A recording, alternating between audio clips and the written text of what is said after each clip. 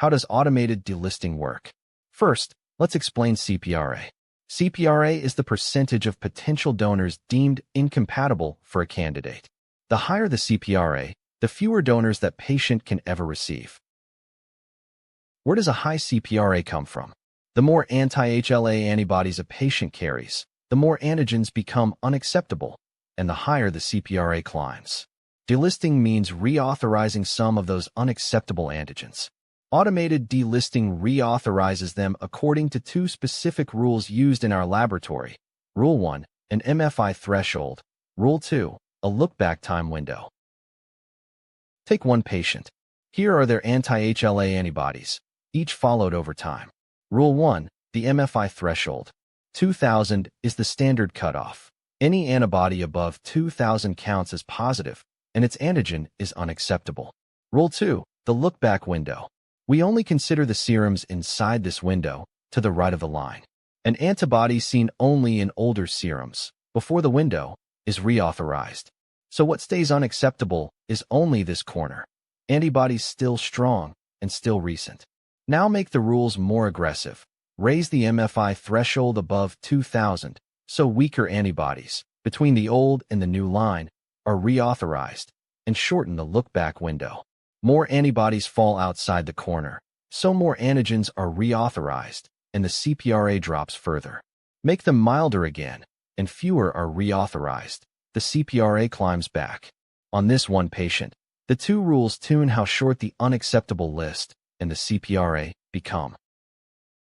Combine the two rules, and the unacceptable list shrinks, CPRA drops, and donor access multiplies. Start from the strictest setting. MFI 2000, no look-back. Add a 3-year look-back, and access already grows 5-fold. Raise the MFI cutoff instead, 10-fold. Combine both, and a candidate can reach up to 20 times more accessible donors. But there is a catch. The more we delist, the further we move along this diagonal, toward higher immunological risk. Every antigen we delist is an antibody we choose to ignore. Delisting a patient means accepting some risk. So, for which candidates does this truly pay off, and how much risk does it cost? That is exactly what we set out to measure. Since 2019, 8 kidney transplant centers across the Paris region have applied automated delisting to their waiting lists. 2,418 candidates followed through 2025. 901 were transplanted. 804 had follow-up for safety. Here is what we found. The key metric is CPRA fold change. 100 minus CPRA after delisting, over 100 minus CPRA before. A drop from 99.5 to 99 looks tiny, but the donor pool actually doubles.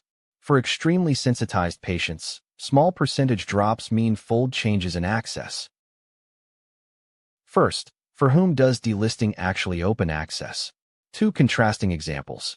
Extremely sensitized candidates, baseline CPRA 98% or more. Split them by CPRA fold change, at least 3 versus below 3. The high-gain arm reaches nearly 27% transplanted at 2 years, against 16%. A clear gap, log rank P equals 0.009. Now less sensitized candidates. Same split. The curves overlap. Delisting buys them no measurable access. The benefit is concentrated in the most sensitized patients.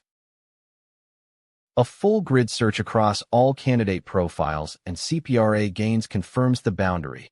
Real access gain emerges only above baseline CPRA 96.6%. Now the risk we accepted. After transplant, recipients fall into 3 groups by their DSA status at day 0. Category 1, no historical DSA above 2,000. Category 2, historical DSA that had cleared by transplant. Category 3, DSA still persistent at transplant. Event-free survival, graft loss, or death. Categories 1 and 2 run together. Category 3 drops clearly, significantly worse. Log rank P equals 0.004. Category 2 does rebound early. About a quarter redetect a DSA within 3 months, and over 90% of those are the old historical antibody coming back. Yet their graft survival stays as good as Category 1. 3 take-home messages. Delisting meaningfully improves transplant access, but the benefit is concentrated in the most sensitized patients, baseline CPRA above 96.6%.